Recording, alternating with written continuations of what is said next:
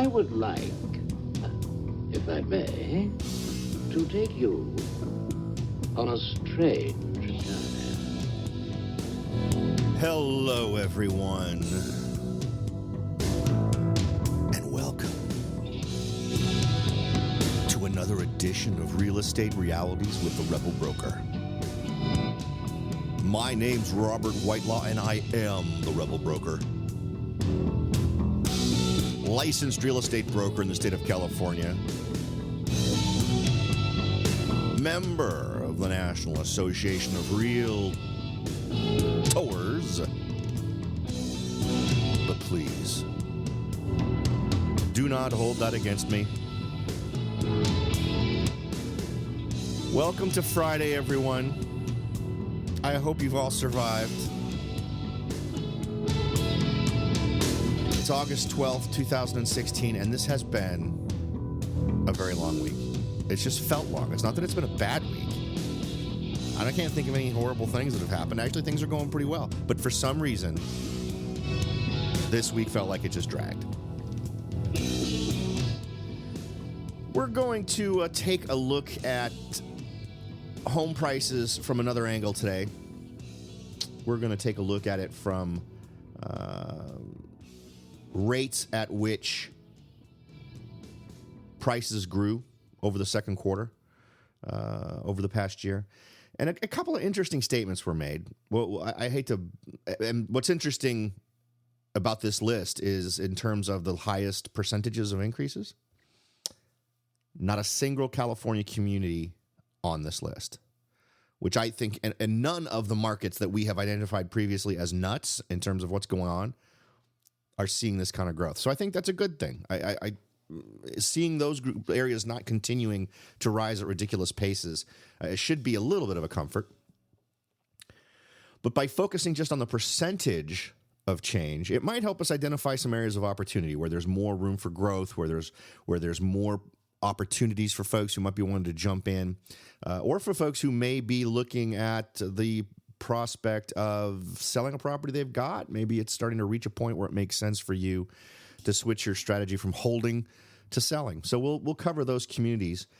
There are a few little pearls in this particular article first that I wanted to deal with, because it just kind of struck me as odd. But let's go ahead and cover the data that they provide in this article to begin with. And it may sound odd to you, for those of you who just pay really, really good attention to the show and the numbers we talk about. The numbers I'm about to share with you may sound odd right away. And before we jump in, let's go through the usual introduction of, if you'd like to get in contact with me, please feel free to head on over to www.therebelbroker.com. You can click on the Contact the Rebel Broker link and send along any ideas, suggestions, observations, or questions that you might have, and I would be so happy to reply. For those of you, I have had a couple of interesting folks who've sent me messages over the last few days, and when I replied to the email address that you provided in that cute little form, it bounced back as undeliverable. So if there are those of you who have not heard back from me, you sent me a message and you feel a little offended, because actually the two messages I'm thinking of were actually very nice, very kind messages, and supportive, and exactly the kind of thing that I think a person would expect, at least some sort of a courteous acknowledgement that I got them, just to let you know that they bounced back. So I'm not sure you got them. The email system I sent them to replied back with, this was undeliverable. So if you did not get a reply from me, I have replied to every message that has been sent to me. So you're one of those folks who fell into the black hole of email where the email address you provided for me ended up bouncing back. So just so you're aware of that, because that has the amount of time that's been happening has been increasing recently. So I wanted to make sure and point that out. And always, we are still doing the survey. So if you'd like to support the show, if you'd like to help move the show into the place where I can devote more and more time to it, provide a little bit more diversity of content, and do more to make it super attractive for you, you can support the show by going over and doing the survey, which is sort of a demographic survey of my audience, 5 to 7 questions. Link at the very tippy top of the site at www.therebelbroker.com. Just click the take the survey to support the show button and answer the questions, and you'll be doing the show a big service and helping it grow. Let's go ahead and jump in. The lead on this one is that home prices were on the rise, and 83% of the metros across the country in the second quarter compared to a year earlier. Now, they are talking about quarters here, and they said most notable was San Jose, California. And as you know, San Jose, California is pretty much my stomping grounds. Now, I would much rather do most of my business right where I live in Morgan Hill and San Martin and all that. But I also know San Jose exceptionally well, particularly the southern half of San Jose and the western section of San Jose. I lived there for most of my life. And we've talked about the dynamic between San Jose as a bedroom community of San Francisco, and the National Association of Realtor report that gets quoted here says that the median home price in San Jose was $1.085 million, the highest in the country, which seems odd because we've already discussed this number before. They said it was followed next by San Francisco at $885,600. Well, that just didn't sound right to me right off the bat. So this is my home territory, right? So I have access to the multiple listing service for that area. And if I do a search based on San Jose, I do see that since March of 2016, the average home price just for residential homes in San Jose has been over $1 million. In March of 2016, it was a $1,014,875. It went up in April to $1,033,000. Then it dropped a little bit to $1,018,000, dropped a little bit to $1,013,000, dropped a little bit to $1,010,000, but then went up again to $1,023,000. So, yeah, San Jose is absolutely at that point. However, if we go back and we reset that to be San Francisco, and we, again, just have single-family residential selected. We can do this a bunch of different ways and it won't make a difference. But if we do residential, single-family residential home, we can see that the prices in San Francisco have been well over $1 million for an exceptionally long time. In fact, if we look at the numbers, we can see that back in December of 2015, the average price was $1,039,000. It dipped below $1 million in January to $988,000. But then since then, it has been well over $1 million on average every single month. In February of 2016, it was $1,310,000. In March, it was $1,165,000. In April, $1,341,000. In May, $1,104,000. In June, $1,166,000. In July, $1,220,000. And in August so far, it's been $1,081,000. So I'm not real sure where they're getting this 880,000 figure. Now, the search I went with here was for San Francisco, residential, single-family home. If I select everything, every kind of building type, and I generate the same list again, I get basically the same thing. It's been over $1 million in that case since January of 2016 with $1,005,000, and then every single month up till now has been over $1 million, surpassing easily, when using the same criteria, surpassing San Jose. So I don't really get where what magic they're calculating to try to figure that one out. It actually confuses me a little bit, and whenever I see discrepancies like that are so clearly not right, it always has me questioning their data. But wait, I know what you're thinking. You're thinking, Robert, you boob. You're mistaking average and median, and because they're not the same thing. Well, maybe I just reported average numbers, right? And the article specifically reported median. I'm still right, though. Average is what I just reported. And those average numbers are interesting. It's simply the average of everything, right? The median is the sale price where there's an equal number of homes that sold above that number and below that number. And the median can be interesting. The median can kind of give you an idea of weight, right? If you select where the number is that separates the upper and lower group, that's also interesting information. Well, if I do a search on San Jose and look at median, and I do the exact same thing we just talked about, where we do all the residential properties that are out there, you do not get over $1 million. In fact, you get a number that's decreasing. Back in April of 2016, it topped out at what looks like $825,000, and that was in May and June of 2016. So it was the same amount both of those months in San Jose for all residential properties. And then it's declined since then. In July, it was $812,500, and so far in August, it's $800,000 is the median. So I don't know where they're getting this $1 million median thing. Again, if we sort of futz around with the numbers a little bit and then do single family home instead of all residential properties, you still don't end up with $1 million. It does go up higher. These would tend to be the most expensive style of home, and yet the closest we come to $1 million is $950,000, which is the peak in April of 2016. So I'm not sure where they're getting this stuff from in terms of San Jose being what they seem to want to imply it is in terms of it being number one. If we then do the same thing for San Francisco, in terms of just looking at the same thing, median and not average, we see that still it beats San Jose by and large. The median peaked in April of 2016 at $1,340,000. May dropped all the way down to $1,041,000. Then it went below $1 million to $934,000 in June. Then we saw July of 2016 at $995,500, and then so far in August, we've seen $874,000. Now, of course, they're not talking about August numbers. They're talking about July numbers. So no matter how you slice it, whether you're talking about median or average, I'm sorry, but the numbers that they're throwing around aren't what I'm seeing from the data that I am getting directly from the multiple listing service.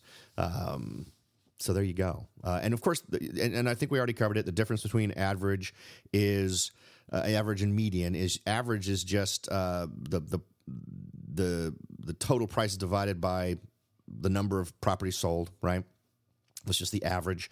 And then the median is if there were 100 properties sold or 101 properties sold, you pick the home right at the middle, and then 50 homes sold above that price and 50 homes sold below that price. So yeah, no matter how you weight it, San Jose is not beating San Francisco. So I'm not real sure where they're getting that. But anyway, if we go ahead and sort of proceed on the assumption that this number is correct, or that their numbers in these other areas are correct, we can go ahead and sort of get an idea of where we're seeing some of the biggest amount of growth. They go on to describe here in this article that home prices are reaching record highs, mostly driven by rising prices in California and cities in the Northwest like Portland and Seattle. 25 out of the 178 metro areas analyzed by the National Association of Realtors saw double-digit price gains, down from the 34 metro areas that saw double-digit gains last year. The national median home price was $240,700 in the second quarter, a nearly 5% increase from the previous peak reached in the second quarter of 2015. According to Lawrence Yun, my favorite guy over at the National Association of Realtors, he's their chief economist, and some of the goofiest crap you've ever heard comes out of his mouth. Quote, many listings in a majority of markets, and especially those in lower price ranges, had multiple offers and went under contract quickly because of severely inadequate supply. This has in turn dented affordability and without a doubt priced out a segment of buyers attempting to seek relief from fast-growing rents.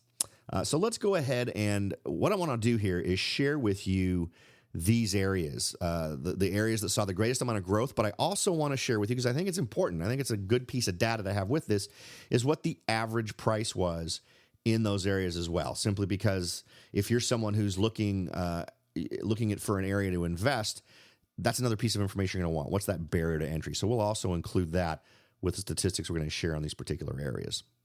Now, before we do that, we're going to take a quick break, and right after that, we'll jump right into our list and share with you the percent increase over the last quarter they saw in home prices and also what the average price is.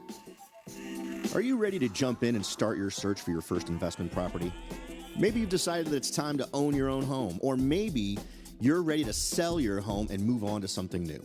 No matter what your goal is, the Rebel Broker can help. That's right, aside from hosting this show, I am also the owner, broker of Whitelaw & Sons Real Estate Services right here in Silicon Valley.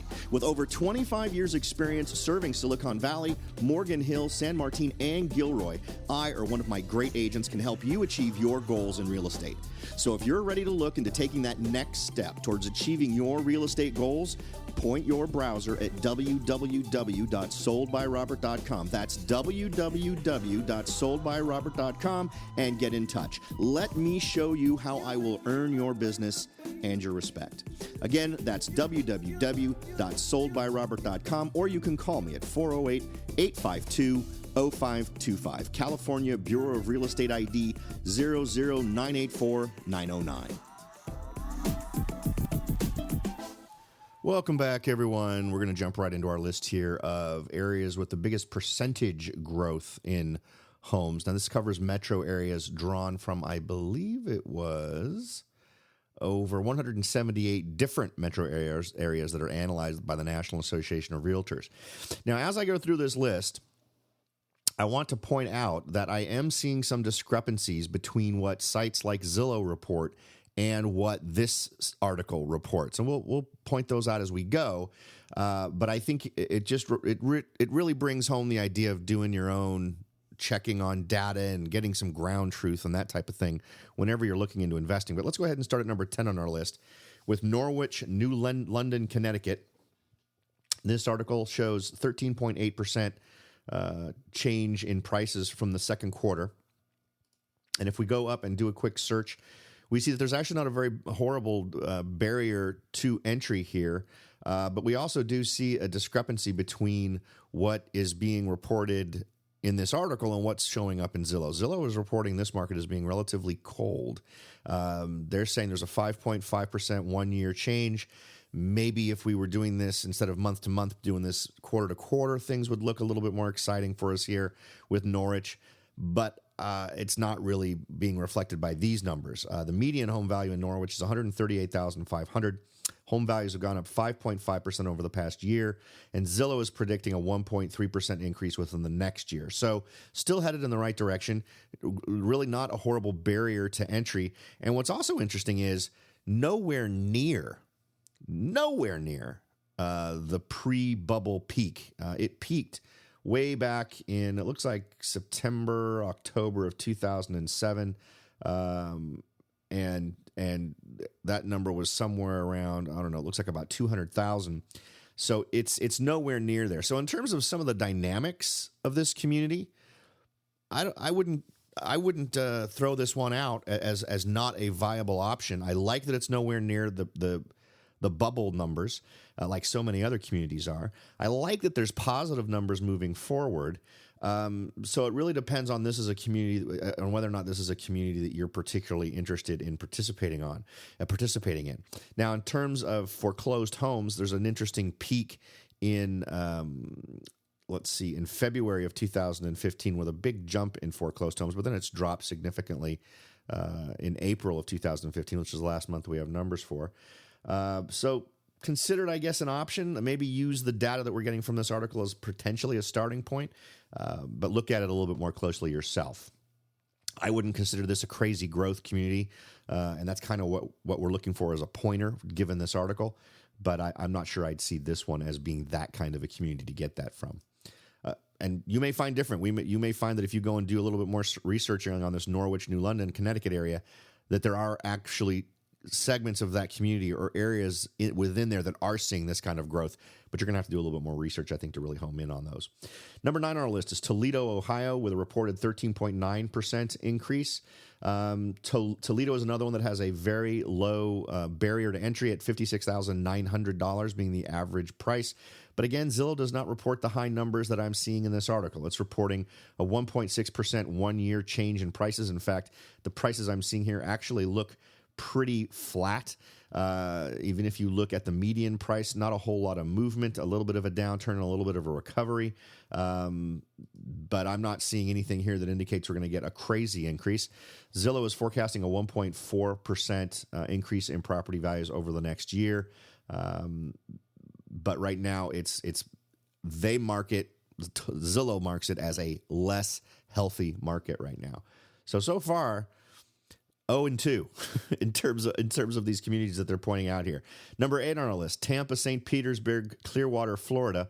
I did not go with all of those communities bundled together. Frankly, I couldn't figure out how to do it here on Zillow. But I did go ahead and focus on St. Petersburg. Now, I kind of like this area. I actually lived in Tampa for a little while, and I used to go over to St. Petersburg and Clearwater quite a bit. So I've been to the community. I have kind of warm, fuzzy feelings for it. 14.2% for some areas actually seems pretty reasonable. The St. Petersburg area is showing 11.3% increase over the last year. Zillow's projecting a 4.5% one-year forecast. Average prices, $158,900. That's fantastic. All of tons of St. Petersburg is waterfront. The vast majority of it is just the sort of the wedge of the north western and end of it is not against the coast there. Most of it's on Tampa Bay, but it's a beautiful location, and it's marked by Zillow as a hot marketplace. Again, median home price $158,900, gone up 11.3 over the last year, 4.5 projected growth over the next year. The numbers you'd want to pull out for this would be what can you inspect in terms of rental values, and that would sort of be what draws me. And here's the other thing: the same kind of logic that I would use in other locations, I would use here, because this might be an opportunity for someone to consider doing a vacation rental rather than a regular month-to-month rental. Now, you'd want to look at this. You'd want to figure out if this is a hot place that folks like to go. I think when people think Florida, they think Miami for that kind of thing before they're going to think St. Petersburg or Tampa. And if they are thinking northern Florida, they're probably thinking Orlando because of Disney World. But again, get some ground truth on these. I think these are excellent locations and should absolutely be on your radar in terms of potential places that you might want to invest. Now, next on our list, what was that? I almost skipped it. Number 7, Daytona Beach, Ormond Beach, Florida, reported at 14.7% increase quarter to quarter for this from the article. Close. I just focused on Deltona. 10.7% one-year increase, 6% forecast from Zillow. $125,900 is the average price, and Zillow is listing this as a hot sellers, or close to a hot sellers market right now. And again, this is another community where we haven't seen property values up near where they were in 2006, 2007, where they peaked at about $195,000. Right now, they're at $125,000. So I don't, that's right now for me, that's one of the things that I measure against risk. I think it's actually healthy for a place to not be up at those crazy high levels that were so artificially boosted. So any place that meets that criteria right off the bat for me deserves a little bit of extra consideration just because it hasn't done this crazy rebound. Next on the list, I think it was Rockford, Illinois. Yes, Rockford, Illinois comes in at number 6 with 15.1% growth. I'm not sure where this 15.1% number is coming from. According to Zillow, the average home price is $77,200, with over the last year price change increase of 3.9%, with a projected change over the next year of 3.1%. So nowhere near that 15% number, but still relatively healthy. And again, another community that is way off from where its peak point was. Peak point at 112, so being down at 77,000, I think is a good place to make it worth considering, with a decent amount of expectations on the high end or on the upside for where it's going to go over the next year. But again, for me, the next number I'd really need to know is what the average rental price is or rental rate is in those areas, just because I'd want to sort of gauge that. I think that would be an important thing. The health of the market, as estimated by Zillow, is relatively low at 2.8 out of 10. So you might want to take that into consideration if this is an area that interests you. Next on our list, what do we got? Cumberland, Maryland, with 15.2% at number 5. This was another one that was a little bit difficult to figure out. The article actually lists it as Cumberland, Maryland / West Virginia.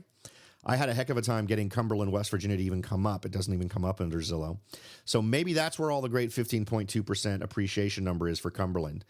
But when you go and you start doing a little research, it's according to this, prices are actually down 4% from 1 year ago, expected to rise 1.2 over the next year.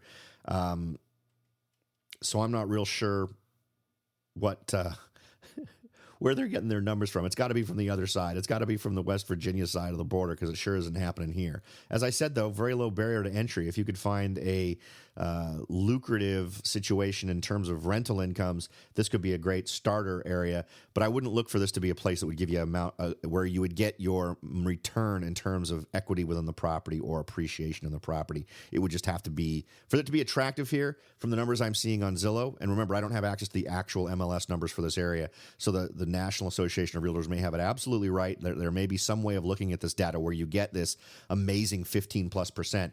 But just from what I'm seeing here in these numbers, it's not there. But it would have to be a super strong rental market in order for it to be attractive for me, because that's where all your money is going to come from. You're not going to get any of it from appreciation of the property itself, according to what I'm seeing here. Next on our list, Port St. Lucie, Florida, coming in with 16.3%, according to Zillow. And right on the money, that is right about what this article reports for Port St. Lucie at 16.1%.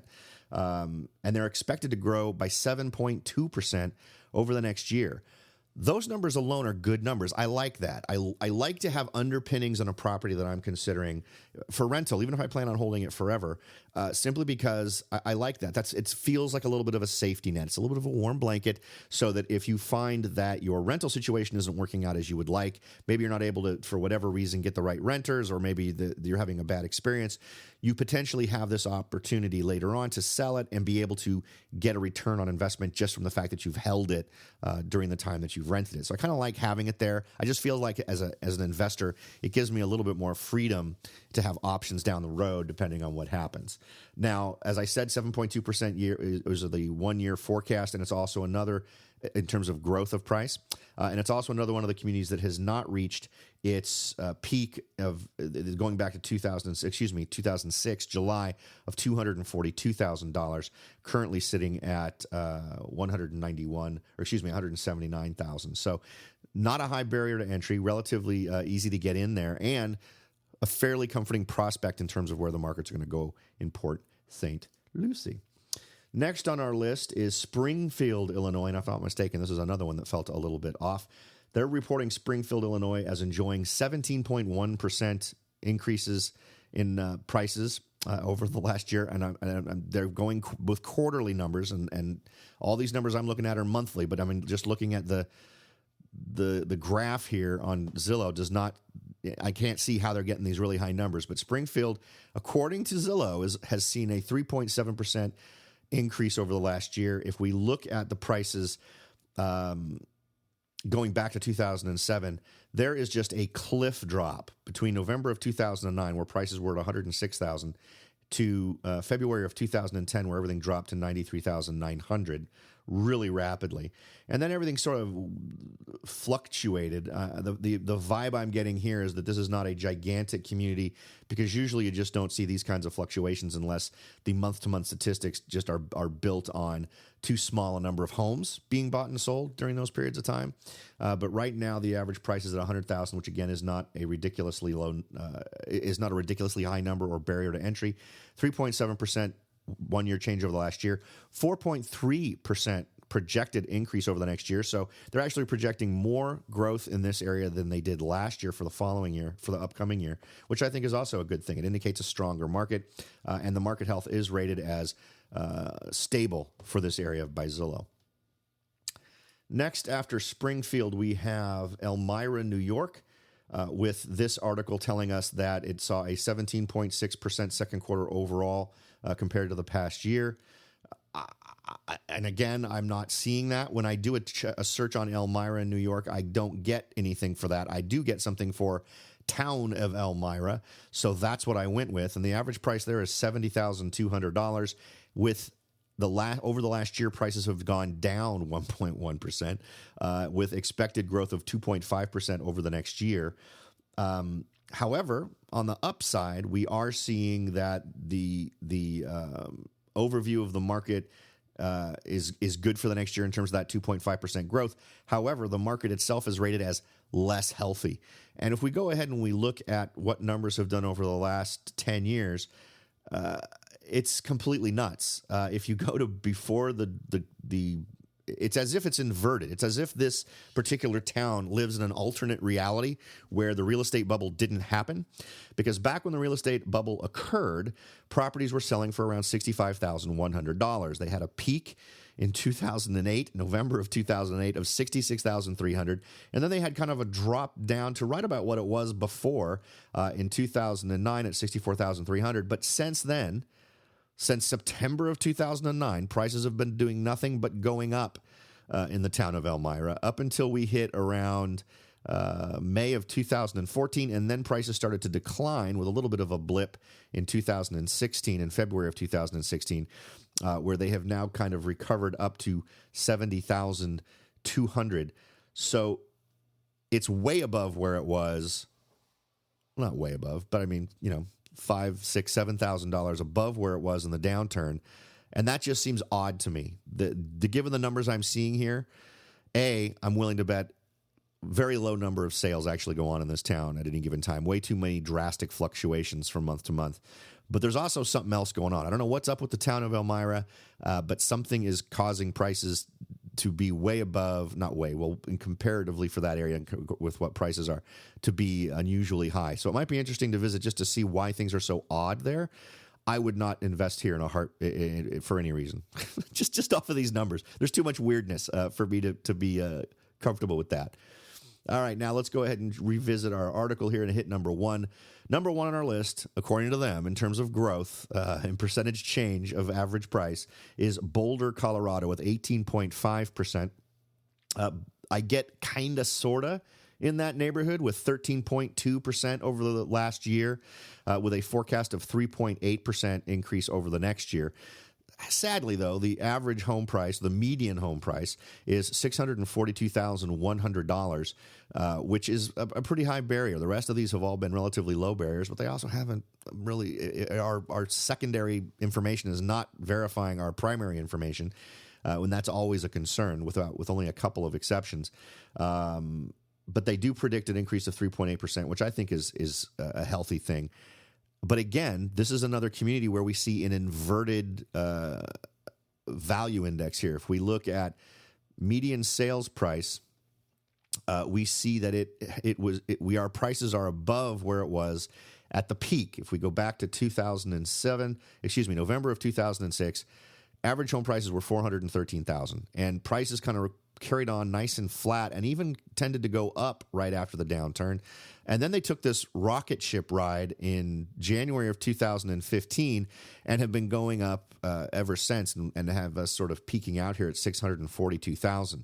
So we've really seen a rise of almost $300,000, just under $300,000 in terms of median home price. And that worries me a little bit. However, the folks at Zillow are rating this as an extremely healthy market. Given that it's supposed to be a very healthy market, I think I would have expected them to anticipate greater increase over the next year. But I think what we may be at is sort of a peak here. What I would probably want to do is get in touch with someone with some ground truth here, find out what the more long-term numbers have been going back further than 2007, just to kind of get an idea. I'm willing to bet they're just still relatively flat. But I'd want to know why we've seen so much of an uptick recently when we did not see an uptick back to lead up to the bubble. Why was there no uptick there? I'd want to get a little bit more truth about the marketplace.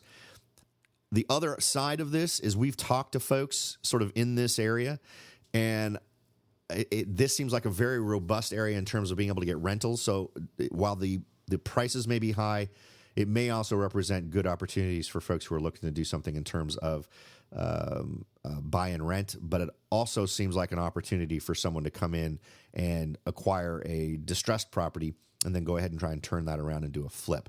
But you'd have to get a little bit more ground truth, I think, before you should commit to anything like that. All right, so that is it for this list. I am so glad that I do just a little bit of homework here on each one of these stories I do to verify these numbers. This is the first one where I have really seen such variation between what the article tells me and what other sources seem to communicate. And this is really what it's about. If you're someone, and I don't want this to be something that you think, well, God, look at this. If I had just taken these numbers and assumed those were correct, I'd have been in big trouble. Yeah, you would have in a lot of these areas. And who knows, maybe they did some sort of magic with the math in terms of how they calculated this. But the truth is, this is what it's about, right? You find these types of pieces of information, and because we've got the internet, you have the knowledge of the world at your fingertips. You can go and do a little research yourself to discover these things and see if any of them make sense. Now, do any of these jump out at me as ridiculously great opportunities? Not so much. Maybe Port St. Lucie kind of felt good. I liked the numbers there. I'm not really familiar with Port St. Lucie. I don't think I've ever been there, but I liked the numbers. I liked what I was seeing. The other area was the Tampa, St. Petersburg, Clearwater area, a lot primarily because I've been there before. But those were two that jumped out at me as areas that were a little bit more promising, areas that I might consider investing in myself. Of course, do with this data what you will. If there's areas here that you're interested in or you want to check out more, please feel free to do that. And if you've got any questions about how you might want to approach that, feel free to contact me through the website, www.soldbyrobert. That's the other site, www.therebelbroker.com. Click on Contact the Rebel Broker, and I'll be happy to answer any questions that you might have.